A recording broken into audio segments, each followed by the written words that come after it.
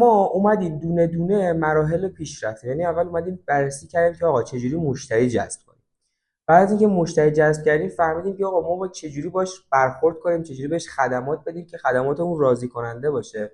و حالا میریم سراغ اصل سوم که مهارت ما، یعنی باید ما هر چقدر خدمات خوب بدیم اما مهارت خوبی نباشه به مشکل میخوریم. میخوام یه سری نکات مهارتی بهتون بگم که برید ازش استفاده کنید، نتیجه بگیرید، حالش رو ببرید.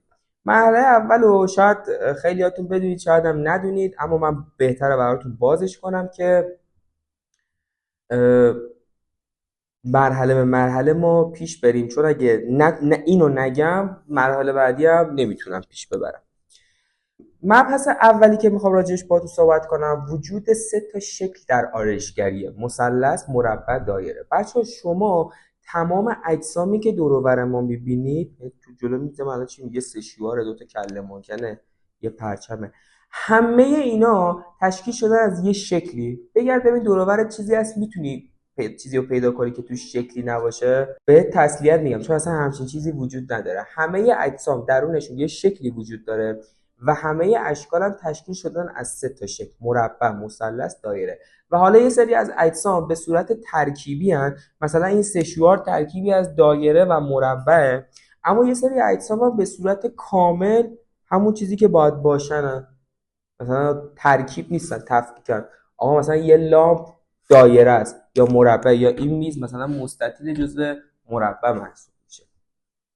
حالا بچه‌ها ما تو آرایشگری هم دقیقا داریم همین کارو میکنیم. یعنی وقتی یه موی رو از سطح سر لیفت میکنیم میاریم بالا و برشش میدیم، در نهایت داریم یه شکلی رو برای مو میسازیم. اگه دقت کنید بچه‌هایی که تا الان سنتی کار کرده بودین میدیدید که دارید کلا یه کار تکراری رو برای همه سرها انجام میدید. خب این یه کار تکراری در نهایت یه نتیجه تکراری، یه شکل تکراری میسازه و این شکل تکراری امکان داره به شخص X بیاد، به شخص Y نیاد. پس شخص X مشتری میشه اما شخص Y رو به عنوان مشتری از دست میدید. پس بچه‌ها حواستون به این موضوع باشه که آقا شکل سازی ما داریم انجام میدیم. پس دیگه نیاد مثلا روی مو رو تو 3 دونه لیفت برش بدین، چون شکلتون نابود میشه. اگر هم میخواید با برش‌های فله‌ای کار کنید اوکی، فقط این دستهاتون رو کوچیک‌تر بگیرید و بدونید که آقا این مو اگه عقب بیاد عقب کوتاه میشه، جلو بلند میشه. اگه بیاد جلو کوتاه میشه، عقب بلند میشه. و اگه سر جاش کوتاه بشه، در نهایت یه شکل، یعنی خود شکل سر تکرار میشه. حالا این شکل سازیه با 2 چیز به وجود میاد بچه‌ها. یه دونه خود انگشتمه، یه دونه هم نوک انگشتم. فرض کنید که من با یه سکشن افقی دارم روی سرم رو کوتاه میکنم. الان انگشت من از نمای روبرو داره یه شکلی رو تولید میکنه و همچنین نوک انگشتم وقتی 10 دونه نوک انگشت در کنار هم قرار بگیرن از نیمرخ هم باز دوباره یه شکلی برای من تولید میشه. حالا من وقتی میخوام با انگشتم یه شکل مربع بسازم، فقط کافی انگشتم رو صاف بگیرم. اگه میخوام یه شکل دایره بسازم انگشتم رو باید قوسدار بگیرم و اگه میخوام یه شکل مثلث بسازم باید انگشتم رو شیبدار بگیرم. و حالا اگه میخوام با نوک انگشتم شکل سازی انجام بدم، چون یه مقدار سخت در میشه، من میتونم بیام از یه فرمولی استفاده کنم. مثلا اگه میخوام همه موها رو، یعنی توی نمای مخالفم که نوک انگشتم هستش، به شکل مربع برسم، فقط کافیه همه موها رو عمود بر زمین کوتاه کنم. عمود چیه؟ وقتی که یه خط میاد یه زاویه 180 رو به 2 تا 90 درجه تقسیم میکنه میگن این خط بر این خط عموده. حالا من دیگه بس این موها رو لیفت کردم، مهم نیست یه موه کجاست، فرم سر چیه، هر چی بود عمودش میکنم به سطح زمین توی روی سر و توی دور سرم عمود میکنم بر سطح دیوار. عمود بر دیوار یا عمود بر زمین همیشه به ما نتیجه مربع میده. و حالا عمود بر سطح سر یعنی چی؟ یعنی من این مو اگه اینجا رشد کرده اینجا بیارم برشش بدم، این اینجا و توی قسمت پشت سر باید بره عقب کوتاه بشه. این بچه‌ها وقتی موها عمود بر سطح سر کوتاه میشه در نهایت شکل دایره برای ما ساخته میشه. حالا چون خود سطح سر گرده، پس ما در نهایت به شکل گرد هم میرسیم. حالا چجوری من بتونم عمود به سر همون نقطه‌ای که دارم لیفت میکنم رو برش بدم رو پیدا کنم؟ فقط کافی شونه رو بچسبونم، یعنی بعضی که مو رو لیفت کردم شونه رو چسبوندم، همون مسیری که شونه میگه رو بیارم و کوتاه کنم، در نهایت من به شکل دایره میرسم توی نمایی که نقطم داره میسازه. حالا بچه‌ها این اشکال توی آرایشگری به وضوح قابل رؤیت هست. مثلا از روبرو شما توی بغل سر من دارید یه شکل مربع میبینید و توی روی سرم دارید یه شکل دایره میبینید. این اشکال توی آرایشگری اینجوری ساخته میشن. یا مثلا توی پشت سر، من توی این پشت سر مثلا یه شکل دایره دارم، اینجا یه خط مثلث دارم. یا مثلا برای ریش این کله مانکن دقیقا همین اتفاق افتاده. پس بچه‌ها توی آرایشگری هر جای خط صاف دیدین یعنی شکل مربع تولید شده، هر جای خط قوس‌دار دیدین یعنی شکل دایره تولید شده و هر جا خط صافی دیدین که شیب داره، خط صاف نماد شکل مثلث هستش برای ما. بچه‌ها اینا هر کدومش توی آرایشگری خاصیتی داره. اولش میرم سراغ شکل مثلث. آقا فرض میگیریم که از یه پنجره 1.5 متری من میخوام یه شیء 2 متری رو رد کنم. چجوری ردش میکنم؟ کجش میکنم. حالا وقتی کجش کردم چه اتفاقی افتاد؟ کوتاه‌تر شد و چه شکلی شد؟ مثلث شد.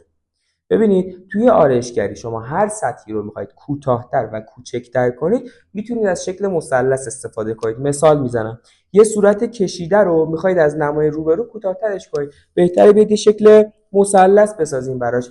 یا مثلا اگه دیگه ماشاءالله خودتون میدونید مثلا میگن آقا گردنای ضخیم و خطاشون رو صاف نیاید پایین، یه ذره به سمت داخل بیاید خط پشت کردن رو. چرا؟ وقتی خط میاد به سمت داخل شکل مثلث میگیره و باعث میشه گردن یه مقداری جمع‌تر بشه. همین خواص دقیقاً برعکسش توی شکل مربع هستش. یعنی ما توی شکل مربع میایم هر جایی که میخوایم بزرگتر و کشیده تر بشه از شکل مربع استفاده میکنیم. مثلا یه صورتی کوتاهه میخوایم کشیده ترش کنیم، میایم شکل مربع میسازیم. یا یه گردنی خیلی باریکه، به جای اینکه خطشو بیایم تو خطشو میایم پایین. وقتی صاف میایم پایین و صاف میگیریم، همین باعث میشه گردن ما یه مقداری درشتر دیده بشه. و بچه‌ها دایره شکلی هستش که نه کوتاهش میکنه، نه بزرگش میکنه، نه کشیدهش میکنه. هر چیزی که باشه سطح و تکرارش میکنه. و ما توی یه سری از نماها توی 90% مواقع شکل دایره میسازیم. مثلا توی روی سر نمای تمام رو، توی کوتاهی‌های مردونه، یا مثلا از نمای بالا توی دور سر هم دقیقا ما شکل دایره رو خیلی تو حرفام اومدم راجع به این موضوع صحبت کردم که آقا صورت کشیده، صورت کوتاه، این داستان من اصلا از کجا باید بفهمم؟ ببینید بچه‌ها، ما برای اینکه بخوایم همون بحث آنالیز توی فصل 1 بود، اگه خواستین آدمی رو آنالیز کنید ببینید به مدل، به فرم سر و صورت چه مدلی میاد، چند تا المان رو رعایت کنید. توی اینستاگرام شاید دیده باشید مثلا بگن آقا مدل موی مخصوص صورت مربع، صورت گرد، صورت مستطیل. نمیگم اینا دونستنش خوب نیست، اما واقعا برای اینکه ما یه مدل موی خوب بزنیم اصلا نیازی به دونستن اینا نداریم. چند تا المان خوب باید تشخیص بدیم. آقا یک صورت کشیده رو تشخیص بدیم، صورت گرد رو تشخیص بدیم و صورت نرمال. حالا این داستان یه فرمولی هم داره. این فرموله رو اگه بیاید تو چند تا صورت مشتریتون تست کنید نتیجهش رو ببینید متوجه میشید دیگه دستتون میاد. فرمول چیه؟ میگه آقا طول صورت مساوی عرض به علاوه نصف عرض. یعنی اگه عرض یه صورتی 15 سانتی متره به علاوه نصف 15 که میشه 7.5، جوابش میشه 22.5. یعنی آقا عرض صورتی که 15 بود طولش شد 22.5، یعنی صورت نرماله. اگه طول صورت همون صورت شد 25 یعنی صورت کشیده است. اگه شد 20 یعنی صورت نزدیک به گرده. حالا اینجا میخوایم یه صورت گرد و یا کوتاه رو به نرمال نزدیکش کنیم و برعکسش یه صورت کشیده رو هم باید به نرمال نزدیکش کنیم. حالا میخوام یه صورت کشیده به نرمال نزدیک باشه، چیکار میکنم؟ روی موها رو به سمت عقب نمیدم، از استایلای به سمت جلو استفاده میکنم. دور موها رو خیلی خالی نمیکنم، ریش خیلی بلند نمیذارم، شقیقه ها رو فیت نمیکنم. اینا کارهایی هستش که من وقتی انجام بدم یه صورت کشیده میشه.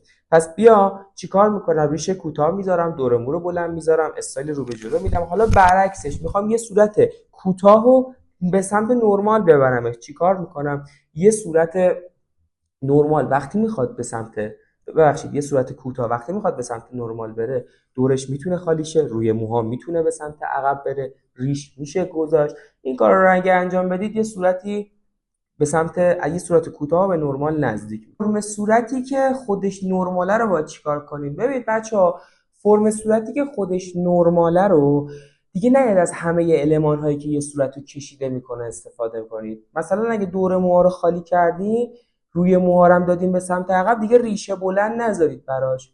یا برعکس، اگه روی موها رو دادی به سمت جلو، دور موها رو بلند نگه داشتی، ریشو یه ذره بلندتر نگه دار، نذار ریشو از ته نزن که صورت گرد بشه. حالا یه مواقعی هست بچه خود صورت حالا یا نرمال یا کشیده است، اما اجزای خود صورت نرمال نیست. مثلا استاندارد میگه که آقا فاصله خط رویش مو تا ابرو، ابرو تا زیر بینی، زیر بینی تا زیر چونه باید با هم برابر باشه. درست؟ حالا یه موقع هست این آدمه فاصله زیر چونه تا زیر بینی و زیر بینی تا ابروش با هم مساویه، اما ابرو تا پیشونیش کشیده تره، بلندتره. خب اینجا باید از یه مدل موی استفاده کنی که بیاد روی پیشونی. خب آقا اگه مشتری نخواست بیاد به سمت پیشونی چی؟ خب اینو یه جوری بده به سمت عقب که بیاد از رو پیشونی بره به سمت عقب. یا برعکس، فاصله ابرو تا زیر پیشونی با ابرو تا زیر بینی با هم برابره، اما چونه کوچیک‌تره. خب اینجا میتونی یه مقدار ریش بذاری که یه مقدار چونه پرتر بشه. بچه‌ها نکته بعدی که باید راجعش باهاتون صحبت کنم اینه که آقا ما یه سری مدل مو داریم که این مدل موها به هر آدمایی نمیاد. مثلا قد مو وقتی کوتاه میشه، مثلا مدل موها میره تو فاز اسپایکی، تو فاز کراپ، تو فاز باسکات. این مدل موها به آدمایی که صورت گردی دارن نمیاد و اجزای صورت آنورمالی دارن نمیاد. مثلا وقتی قد مو کوتاه میشه یعنی قراره که اجزای خود صورت خودشو بیشتر بندازه بیرون. دقت کنید آدمایی که بینیشون بزرگن و تا زمانی که موها بلنده اوکیه، اما وقتی که موها کوتاه میشه بینی بیشتر خودشو میندازه بیرون. پس اگه واسه یه آدمی که بینی بزرگی داره نهید براش یه مدل موی باسکات بزنید، مثلا کراپ بزنید، بینی خودشو بیشتر میندازه بیرون. یا مثلا یه صورت گرد و ترجیحاً نهید براش باسکات یا کراپ بزنید، چون بدتر صورتش گرد میشه. این مدل موها بیشتر به صورت زاویه داری دارن، حواستون باشه. مبحث بعدی که میخوام راجبش باهاتون صحبت کنم مبحث سبک و استایله. بچه‌ها ما قبل از اینکه همه این آنالیزها رو انجام بدیم، آنالیزی باید انجام بدیم که از همه‌شون مهمتره، آنالیز جایگاه اجتماعی مشتریمون. یعنی ببینیم که آقا مشتریمون کارش چیه، سبک زندگی چجوریه، تیپ و استایلش چجوریه. حالا نه اینکه بیام از خود مشتریمون مستقیم بپرسیم که آقا سلام شغل چیه، نه، ناخودآگاه فکر بد میکنه، دنبال این میخواد، مثلا فکر میکنه که دنبال این ببینه اگه داره پول خوب در میاره ازش نرخ استای بالاتری بگیریم. نه، میایم میگیم که آقا ما طبق آنالیزی که انجام دادیم فلان مدل مو به شما میاد، آیا جایگاه اجتماعی شما به من یه ازداری میده که من این مدل مو رو بزنم؟ حالا خود اون آدم میگه نه یا میگه آره. مثلا یه سریاشون خودشون لو میدن، آقا نه من کارمندم نمیتونم یه همچین مدل موی بزنم. حالا مدل موها از لحاظ سبکی به 3 دسته تقسیم میشن: مدل موهای رسمی، مدل موهای کژوال و مدل موهای اسپورت. ببینید بچه‌ها من اصلا واژه به اسم کلاسیک رو به زبون نیاوردم. توی آرایشگرا جا افتاده به مدل موهای مثل مدل موهای من میگن کلاسیک. کلاسیکو میای تو دیکشنری میزنه قدیمی. درست؟ حالا قدیمی‌ها چون از این مدل موها استفاده میکردن جا افتاده کلاسیک، اما واژه درست‌ترش رسمیه بچه‌ها. مدل موی من که ماهیت به سمت عقب داره یه مدل موی رسمیه. مدل موهایی که ماهیت به سمت بغل دارن مدل موهای کژوال هستن و مدل موهایی که ماهیت به سمت جلو دارن مدل موهای اسپورت هستن. اگه به همه اینا بیایم فید اضافه کنیم، نه فید شقیقه، یعنی مثلا مدل موی من اگه بیایم یه فید شقیقه بزنیم همچنان رسمیه، اما اگه این فیده رو توی دوره سر بیاریم دیگه کژوال، دیگه رسمی نیست، یه قدم اومده به سمت اسپورت. یعنی مثلا مدل موی من اگه دورش فید بخوره دیگه رسم کامل نیست، یه مدل مو تقریبا کژواله.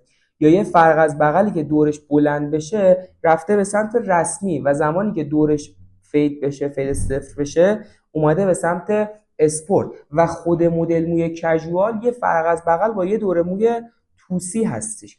یا یه مدل موی به سمت جلو وقتی دورش بلند میشه دیگه اسپورت کامل نیست، رفته به سمت کژوال. اینا رو بچه‌ها ما باید بررسی کنیم. ببین مثلا میری عروسی دیدی یه سری آدما اسپایکی زدن، کت شلوار پوشیدن، دور موهام سفید کردن، خودمونیم استایل کاملا خزه، اما نمیدونستیم تا الان چرا خزه.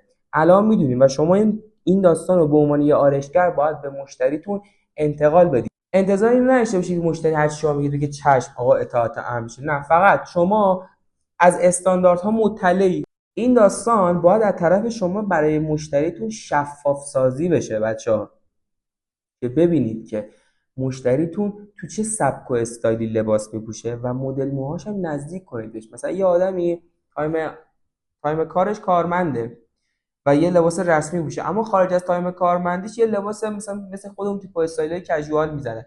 خب یه مثلا مدل موی خوب برای این آدم یه مدل موی کژوال محسوب میشه که آقا هم زمانی که تایم کارش هست لباس کارمندی لباس رسمی پوشیده خوب بشه، هم زمانی که یه تیپ استایلر اسپورت یا کژوال پوشیده، یعنی حد وسط رو داشته باشه. یا مثلا یه آدمی که مثلا عروسیشه، باید آگاهش کنید که آقا روز عروسی یه روزی هستش که لباس تن یه لباس رسمیه و یه مدل موی به سمت جلو مدل موی هستش که اسپورت. این دوتا با هم همخونی ندارن. اینا رو بهشون میگی، حالا یه سریاشون قبول میکنن یه سریاشون قبول نمیکنن. اونایی که قبول نکردن رو بزنید بچه‌ها.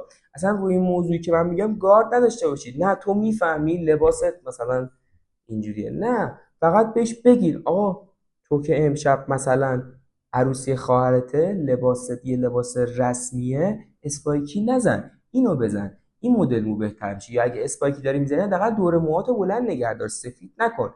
اینا رو شما باید به عنوان یه آرایشگری که علمشو داره به مشتریتون انتقال بدین. باز دوباره میرم سراغ حرف همیشگیم. نیایی بگی بابا من کلا 50 تومن 100 تومن دارم از این مشتری میگیرم بیام یه ساعت هم باش حرف بزنم. ببینید بچه‌ها، ما آرایشگرا اگه بخوایم اون مشتری خفنامون اون مشتری خوبامون بیشتر بشه، باید کارهایی رو انجام بدیم که بقیه آرایشگرا انجام نمیدن. باید اون مشتری بفهمه که آقا مدل موی خوب اون دغدغه منه، من دنبال اینم که یه کاری انجام بدم که اون آدم مدل موی بهتری خفن‌تری داشته باشه. اگه میرید آموزشی میبینید بگید به مشتریاتون که آقا من رفتم فلانجا آموزش دیدم. بذارید بفهمه که آقا تو برای اینکه یه خدمات خوب به اون مشتری بدی داری زحمت میکشی و همین موضوع باعث میشه که شما کارهایی رو انجام بدین که بقیه آرایشگرا انجام نمیدن. پس به دنباله همین حرفم قطعا شما نرخی رو دریافت میکنید تو منطقتون که هر آرایشگری هم دریافت نمیکنه و این یه چیز کاملا طبیعیه. بچه‌ها تمام این کارا باعث میشه که ما سر و کارمون بره با مشتریای درجه یک شهرمون، با آدمای درجه یک شهرمون بپلکیم. آدم درجه یک خدمات درجه یک میخواد. خدمات درجه یک رو بهتون گفتم. آدم درجه یک رفتار و شخصیت درجه یک میخواد، راجبش باهاتون صحبت کردم. آدم درجه یک مهارت درجه یک میخواد که قدم براش برداشتیم. یه سری نکات رو بهتون گفتم، یه سری چیزا رو خودتون بلد بودید با هم اقدامش کنید. اگه با سوالی چیزی بود توی دایرکت پیجمو دنبال کنید، سر کلاسامون میتونید شرکت کنید که این داستانا رو هی تکمیلش کنیم، هی باش بازی کنیم تا بتونیم برسه روزی که هممون با آدمای شماره یک شهرمون سر کار داشته باشیم. و فرض کن که آقا تو یه آدمی هستی که مثلا توی یزد داری کار میکنی، تمام کارخونه دارا، تمام نمیدونم آدمای خفن شهرتون، از رئیسای بانک، رئیسای شعبه، از همه اینا، پزشکای شهر دارن میان پیش شما خدمات میگیرن و ببینید چقدر قشنگه. سر کارتون دیگه با آدمای خفن جامعهتونه و در ازای اون کلی از اون مشتریاتون میتونید چیز یاد بگیرید، ازشون کلی درس میتونید یاد بگیرید، ازشون کلی نکته میتونید یاد بگیرید. دیدتون باید به آرایشگری یه همچین دیدی باشه. اگه الان داری 100 تومن پول میگیری، نه یا به اندازه 100 تومن خدمات بده، به اندازه 150 تومن خدمات بده. بذار این موضوع جا بیفته برات که اونجوری مشتریای درست درمونی هم قطعا میان سراغت. دو سه تا نکته مهارتی هم از پوزیشن قیچی و چند تا نکته هم توی فید تو ادامه تو همین چنل براتون میذارم، ببینید به درتون میخوره و ازش استفاده کنید. دوستتون دارم. موفق